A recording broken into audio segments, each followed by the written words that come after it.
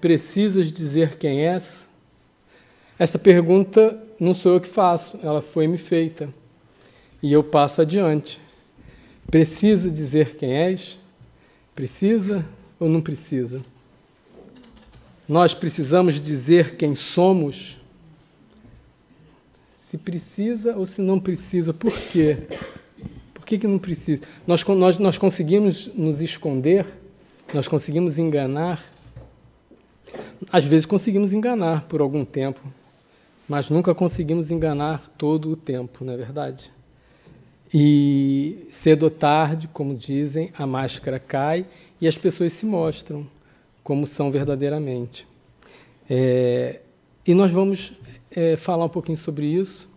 O nosso próprio corpo, ele demonstra os nossos pensamentos, os nossos sentimentos, e tem um livro que fala sobre isso.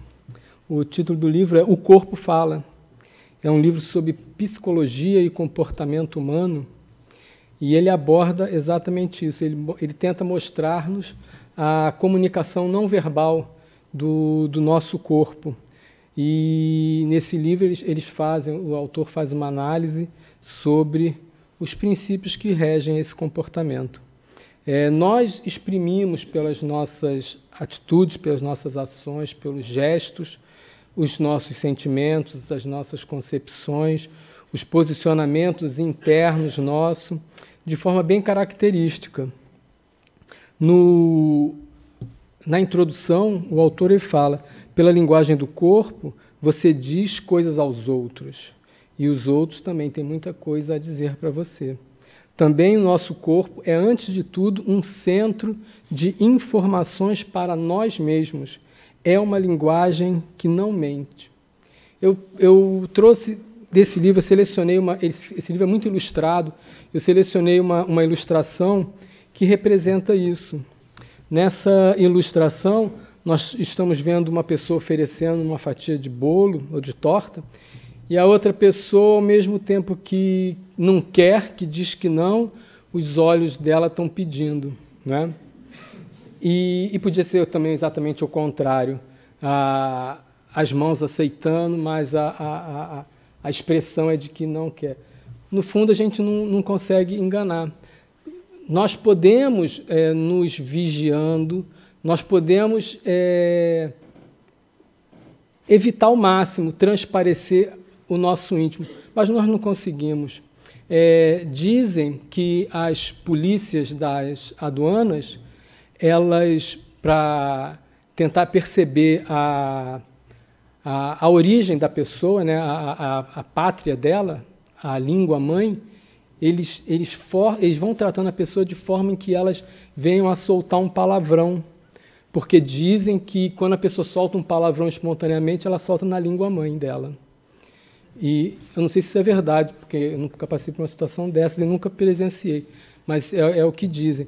Porque quando nós, entre aspas, somos colocados à prova, o nosso corpo se manifesta. Com relação a empresas, pesquisas na área de recursos humanos mostram que, na comunicação, a linguagem corporal ela participa em 55% de todo o processo de comunicação. O tom de voz em 38% e as palavras, efetivamente, apenas 7%. Então, a linguagem corporal ela pode influenciar mais do que todo o resto quando nós estamos nos comunicando. Se nós, pelo corpo, transmitimos e comunicamos o que nós temos dentro de nós, a nossa essência, nós também podemos perceber porque os outros se mostram para nós também, né? Ou seja, não sou só eu que me mostro, todos se mostram. Então, nós percebemos os sentimentos, as intenções das pessoas. E qual é a vantagem disso? Que proveito que nós podemos tirar desse fato em que podemos reconhecer, podemos conhecer a pessoa sem que ela fale as coisas. Nós podemos vigiar a conduta das pessoas, né? Fiscalizar se ela está agindo de forma ou de outra. Podemos ficar policiando a forma como elas se comportam. Podemos criticá-los. Podemos fazer tudo isso, mas não é esse o ideal. O importante da observação é que nós possamos aprender, porque nós vamos reconhecer no próximo aquilo que nós temos em nós, porque nós só reconhecemos o que nós conhecemos, ou seja, nós só reconhecemos aquilo que nós somos. Então, o principal objetivo de podermos identificar no outro as suas características próprias é podermos fazer análise em nós, que se nós assim reconhecemos, nós encontramos pontos em que devemos nos melhorar, nos modificar. Como a irmã Leonor falou, logo antes do início da palestra, sobre o objetivo de nós estarmos aqui, de todos os trabalhadores participando dessas tarefas todas, de todos os outros que vêm, participam, não ativamente, mas assistindo às palestras, participando dos estudos, é justamente isso. É aumentar a nossa gama de conhecimento para podermos aplicá-lo na nossa transformação. Então, esse aqui é o importante. Além da expressão corporal, que é uma coisa que, entre aspas, é uma coisa flagrante, apesar de que eu não seja bom nesse tipo de observação, mas uma pessoa pouco perspicaz, ela consegue perceber isso nos outros. Existem elementos do nosso corpo que também revelam quem nós somos ou o que nós somos. Nós temos, por exemplo, a aura. No livro Evolução em Dois Mundos, André Luiz ele fala sobre isso. Ele diz que todos os seres vivos, dos mais rudimentares aos mais complexos, se revestem de um tipo de halo energético que lhes corresponde à natureza. Então, todo o ser vivo, independente da complexidade orgânica, todo ser vivo ele tem um halo energético, ele emana um halo energético, e que nós chamamos de aura. A aura, então, é a manifestação energética do nosso corpo. Essa manifestação energética ela está relacionada com a nossa saúde física, a nossa saúde mental, a nossa saúde espiritual, os nossos sentimentos, está tudo relacionado. A aura ela pode ser registrada por equipamentos próprios, por equipamentos fotográficos que captam. Aí é uma ilustração da emanação energética de um corpo. Aqui tem mais algumas figuras que mostram características de cor em que a aura apresenta. Ela tem algumas propriedades que foram selecionadas aqui. Ela tem cor, ela pode se expandir, possivelmente até o infinito, pela vontade da pessoa, vontade de cada um. Ela troca informações, ela troca sensações com outros, através do contato das suas auras. Ou seja, quando as auras se tocam, se interpenetram, um pode perceber a percepção do outro e vice-versa. Ou seja, eles trocam sensações, trocam percepções. Médiuns específicos conseguem visualizar a aura e a característica de expansão, de tamanho, ela é consoante, ela depende da evolução do ser. Quanto mais evoluído, mais a sua aura se expande. Ou seja, quanto mais o ser é evoluído, mais ele penetra nas pessoas, mais as pessoas podem perceber a sua aura. E ela, ao irradiar, ela também transporta os nossos pensamentos. Então, com relação a essa irradiação, nós poderíamos fazer uma comparação com uma lâmpada. Então, uma lâmpada, ela irradia a sua luz, e isso todos nós sabemos. A lâmpada irradia a luz. Quanto mais potente é a lâmpada, mais ela ilumina. Ou seja, maior o alcance da luz que ela alcança. Isso tem uma relação muito grande com a aura, ou seja, ela pode ser comparada nesse sentido com a aura. Então, quanto mais evoluído é o ser, mais a sua aura é expandida. Pode-se, inclusive, atingir ao infinito. Ou seja, a potência da lâmpada ela é comparada com a evolução do ser. Quanto mais potente a lâmpada, maior a irradiação luminosa. E quanto mais potente o ser, potente aí nós vamos entender como evolução, maior a sua irradiação. Nós vemos falar de aura nos meios espiritualistas, no meio esotérico, mas já começamos a ouvir falar nos meios espíritas. O meio espírita já está absorvendo esse conceito e utilizando esse conhecimento no tratamento, por exemplo, das pessoas que têm sofrem de algum tipo de mal. Agora, importante, quando nós falamos de espiritismo, nós procurarmos evidência disso na codificação. Ou seja, se nós se nós absorvemos esse conceito, então nós temos que procurar na codificação as evidências de que isso realmente é como é. E se nós formos consultar a Revista Espírita, por exemplo, de outubro de 1865, conta um caso, fala sobre um vidente que enxerga através de um copo.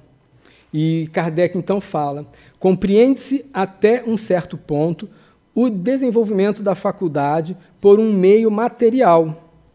Mas como a imagem de uma pessoa distante pode se apresentar no copo? Só o Espiritismo pode resolver este problema pelo conhecimento que dá da natureza da alma, das suas faculdades, das propriedades do seu envoltório espiritual, da sua irradiação, do seu poder emancipador e do seu desligamento do envoltório corpóreo. Então, em outras palavras, ele está falando exatamente disso. Ele está falando da irradiação do perispírito.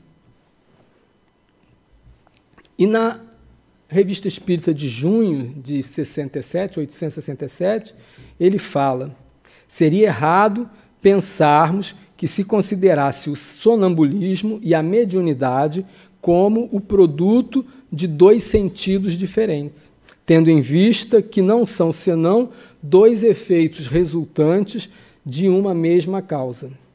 Essa dupla faculdade é um dos atributos da alma e tem por órgão o perispírito, cuja irradiação transporta a percepção além dos limites da ação dos sentidos materiais. Propriamente falando, é o sexto sentido, que é designado sob o nome de sentido espiritual. Então, aí ele fala mais propriamente da irradiação do perispírito, da transmissão dos nossos sentimentos, além dos limites dos sentidos físicos.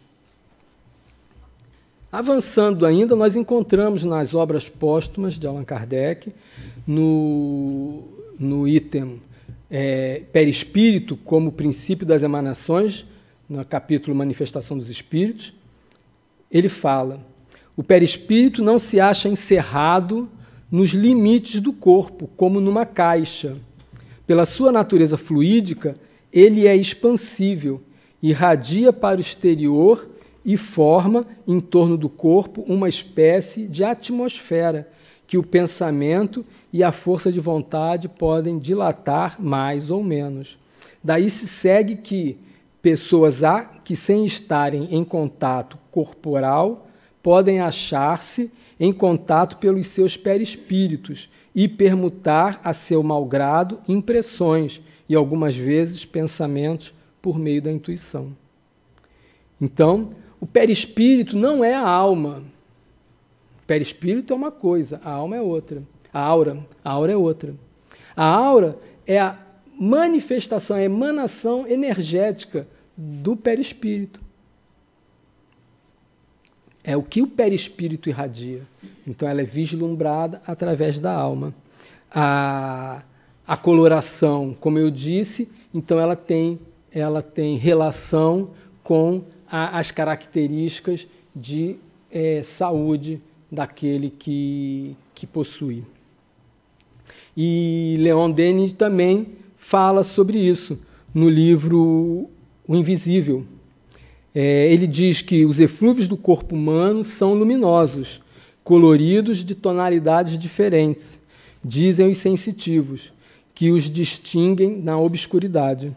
Certos médiums os veem, mesmo em plena luz, a escapar-se das mãos dos magnetizadores. Analisados ao espectroscópio, a extensão das suas ondas tem sido determinada segundo cada uma das cores. Esses eflúvios tornam em torno de nós camadas concêntricas que constituem uma espécie de atmosfera fluídica. É a aura dos ocultistas, ou fotosfera humana, pela qual se explica o fenômeno da exteriorização da sensibilidade, estabelecidas pelas numerosas experiências do Coronel de Rochat e de outros pesquisadores. Então, aqui, Leon Denis ele vai a fundo, fala especificamente da aura e mostra, fala sobre a emanação do perispírito e relaciona essa emanação com a aura. Aqui ele está sendo completamente explícito. Então ele fala exatamente isso. O perispírito é expansível, então o nosso perispírito se expande de acordo com a nossa vontade, ou seja, a nossa intenção é que faz o perispírito expandir. Uma atmosfera, uma espécie de atmosfera que o pensamento e a força de vontade podem dilatar mais ou menos. Então, esse poder expansivo, que vem da nossa intenção, ele vai ter uma ação de acordo com a natureza dessa intenção. Então, há muitas pessoas que praticam o mal através dessa expansão perispíritica, porque as suas intenções são mais. Da mesma forma, aqueles que fazem o bem também podem fazer. Então, o progresso espiritual que nós buscamos é justamente para podermos aprender a expandir, mas não como uma técnica, porque a capacidade de expansão ela é da natureza. A capacidade que o espírito tem de expandir é de acordo com a sua evolução. Então, nós não podemos expandir só porque nós queremos. Eu quero expandir por alguma razão. Não é só assim. Eu tenho que ter evolução para que ela atinja aquele ponto.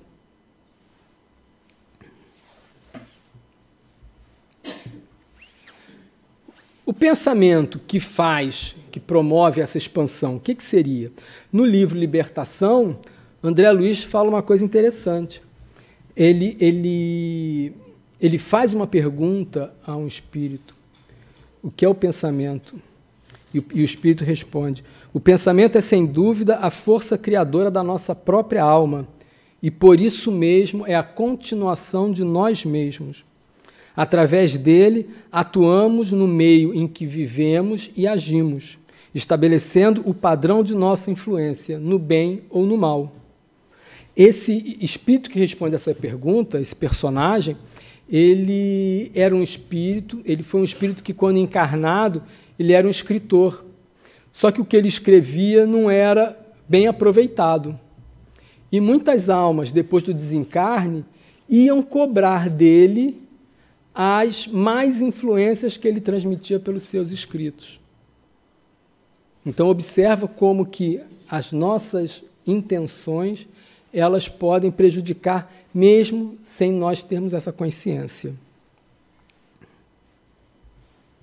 No livro Mecanismos da Mediunidade, ele fala do princípio elementar fluindo incessantemente no campo cósmico, auscultamos de modo imperfeito as energias profundas que produzem eletricidade e magnetismo, sem conseguir enquadrá-las em exatas definições terrestres. E, da matéria mental dos seres criados, estudamos o pensamento ou o fluxo energético do campo espiritual de cada um deles. a se graduarem nos mais diversos tipos de onda, desde os raios super-ultra curtos, em que se exprimem as legiões angélicas, através de processos ainda inacessíveis à nossa observação, passando pelas oscilações curtas, médias e longas, em que se exterioriza a mente humana, até as ondas fragmentárias dos animais, cuja vida psíquica, ainda em germe, somente arroja de si determinados pensamentos ou raios descontínuos. Então, já foi falado aqui outrora sobre essa questão da frequência, a frequência vibratória, né? Então, é muito comum nós ouvirmos falar, nós temos que vibrar numa frequência elevada. Justamente, aqui André Luiz fala que os raios ultra curtos, ou seja, frequências ultra elevadas, são aquelas em que os anjos emitem. Então, nós não conseguimos perceber as irradiações angélicas porque nós não conseguimos elevar a nossa vibração. Reduzir a vibração é muito fácil. Todos nós sabemos fazer. É só acontecer alguma coisa que nos contraria, que nós já baixamos a vibração. É só aparecer uma preocupação, que nós baixamos a vibração. É só acontecer uma situação de medo, abaixamos a vibração. Abaixar a vibração é fácil. Agora, elevar a vibração é que é difícil. Por isso que nos é orientado a prece. Porque a prece é um mecanismo de elevação da vibração mental. Então, por isso que é bom. Hoje eu li uma coisa que me enviaram. Orar pelo menos 30 minutos por dia sozinho. Como um exercício diário. 30 minutos orando sozinho. É o exercício que vai nos permitir desenvolver essa capacidade. No livro Vozes do Além, um texto intitulado Acerca da Aura Humana, esse livro é de 1955. Então diz assim: para mentalizarmos o que seja um campo de influência, figuremo-nos uma lâmpada vulgar, como nós falamos agora. Qual ocorre com a matéria densa, sob estrita observação científica, nosso espírito é fulcro de criação mental incessante, formando para si mesmo um halo de eflúvios eletromagnéticos, com o teor de força gravitativa que lhes diz respeito. Nossos pensamentos, assim, tecendo a nossa auréola de emanações vitais, ou a ondulação que nos identifica, representam o campo em que nos desenvolvemos. Jesus, ele percebia completamente cada um de nós, porque ele conseguia perceber exatamente as emanações de cada um. Ninguém precisava chegar para ele e se descrever, se apresentar, porque Jesus conseguia perceber. Lembrando que Jesus foi o ser mais perfeito que pisou na Terra. É o nosso modelo. Então, Jesus ele tem uma evolução tamanha, que ele irradia o seu perispírito de qualquer lugar onde ele esteja para nós aqui no planeta. Mas como é que nós fazemos para senti-lo? Para sentir essa influência? Nós temos que elevar nossa vibração.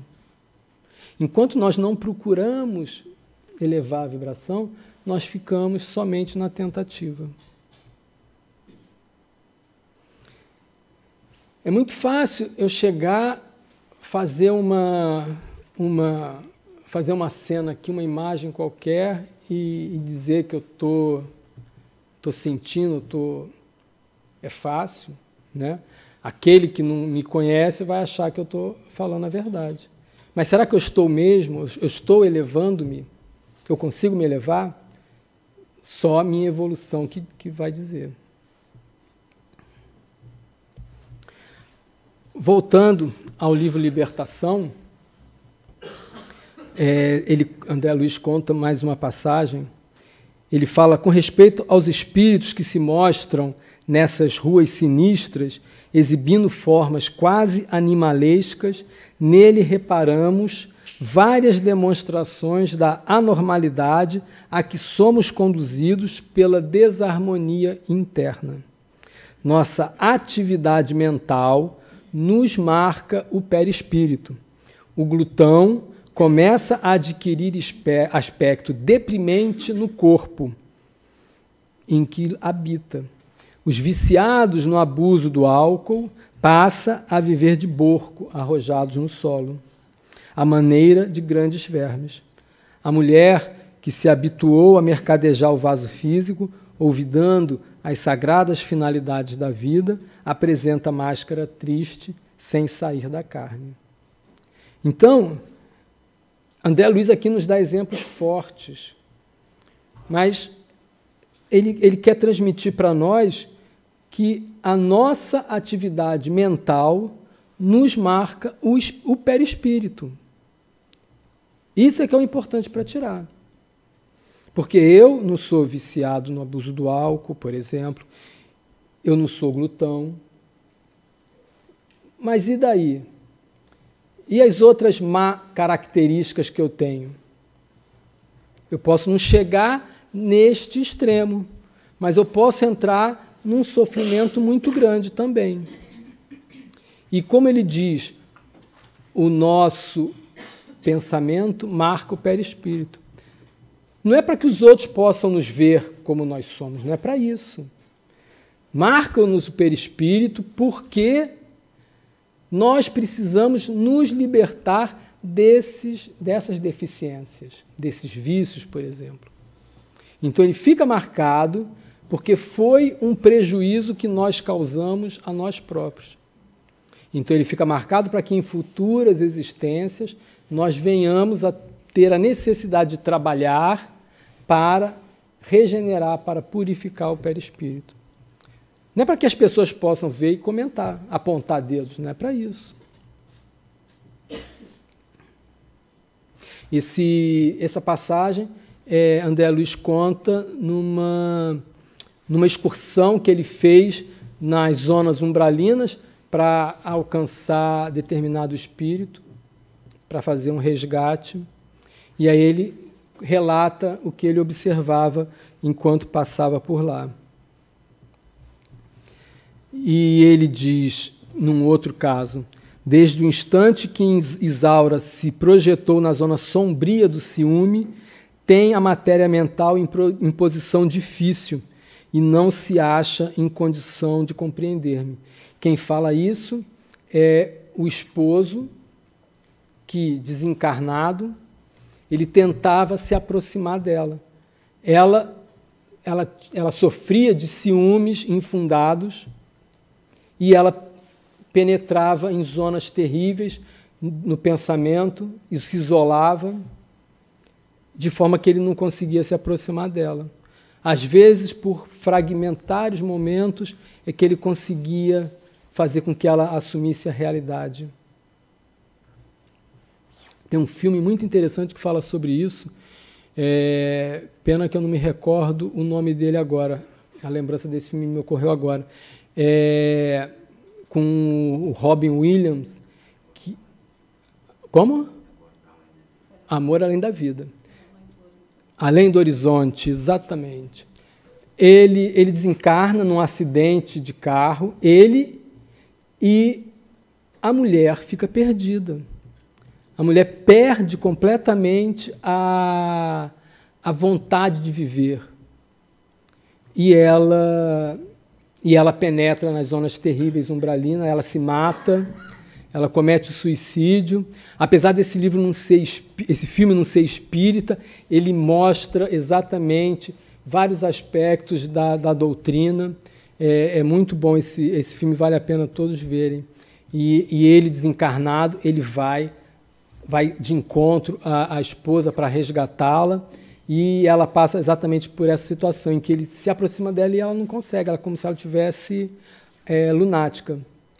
Nós passamos por isso encarnados. Nós passamos por isso encarnados. Quantos de nós que não passamos por problemas e que nos perdemos nos problemas e ficamos sem ação, né? Esse livro, ele é muito bom. Esse livro, Libertação, ele tem uma série de relatos que vale a pena todos lerem. Eu toda vez que eu tenho oportunidade, eu falo desse livro, porque esse livro tem muita coisa para nos ensinar. Tudo isso nos mostra que nós somos devassáveis. Nós não conseguimos nos esconder. Nós não conseguimos esconder quem realmente nós somos.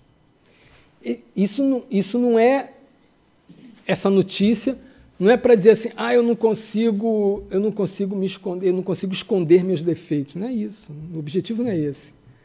O objetivo dessa constatação não é esse. O objetivo disso é saber que eu não consigo me esconder, não adianta eu tentar. O que eu preciso fazer não é procurar subterfúgios, não é procurar máscaras. O que eu preciso é me transformar. Porque se eu consigo me esconder, se eu consigo criar máscaras para esconder quem eu realmente sou, eu vou permanecer desse jeito. Mas não, eu sou devassável porque eu preciso me modificar, eu preciso me melhorar. Nós podemos usar essas informações que nós obtemos do irmão que está próximo de nós para que nós possamos utilizá-lo como ação didática para nós próprios. Isso tudo, de certa forma, está concentrado, está finalizado no pensamento. É a qualidade do pensamento. Então, toda essa manifestação do que nós somos efetivamente está através da qualidade do pensamento. Então, o que nós precisamos, como primeira instância, é melhorar a qualidade do pensamento, para que as outras coisas elas venham em seguida. Eu recebi uma vez uma mensagem psicografada de um espírito, eu estava numa reunião mediúnica, lá em Volta Redonda, no Brasil, e o espírito enviou uma mensagem para mim. Ele, entre outras coisas, ele falou que o pensamento é tão importante, o que o pensamento faz, as potencialidades do pensamento é tanta que nós precisamos pensar antes de pensar, para que nós não venhamos a cometer asneiras ao pensarmos coisas erradas. Então, o pensamento é fundamental. Se nós queremos uma receita de bolo para agirmos sobre nós, em favor da nossa reforma, poderia dizer, vamos procurar melhorar a qualidade do pensamento. Porque nós estamos incessantemente pensando. Nós olhamos para o lado, vemos uma cena, estamos fazendo uma crítica mental. Então, a qualidade do pensamento é fundamental, eu diria. Por isso que temos a célebre frase do filósofo, conhece-te a ti mesmo. Nos conhecendo, sabemos o que nós temos de melhor, o que nós temos de pior, nós podemos potencializar aquilo que é bom e podemos trabalhar para anular aquilo que é mal. Isso é muito importante. E, para finalizar, eu trouxe um extrato do livro Mediunidade, Desafios e Bênçãos, de Manuel Filomeno de Miranda.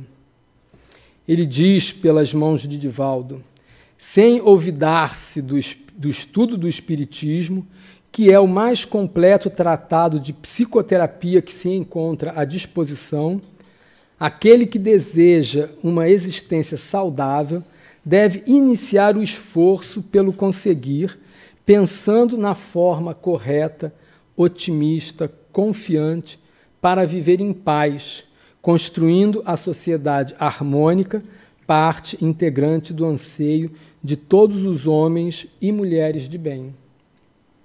Naturalmente que não é o Espiritismo que vai salvar todos nós, pelo amor de Deus, né?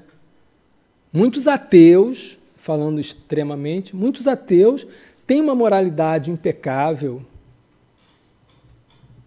Não é o Espiritismo, mas o Espiritismo nos dá, como Filomeno diz, ele nos dá ferramentas, nos dá informações, nos dá informações de forma que até as nossas mentes, isso eu falo por mim, as mentes mais simples possam perceber. Não está em linguagem rebuscada. Naturalmente que a época da codificação, muitas coisas ainda eram confusas, porque tinha muita novidade.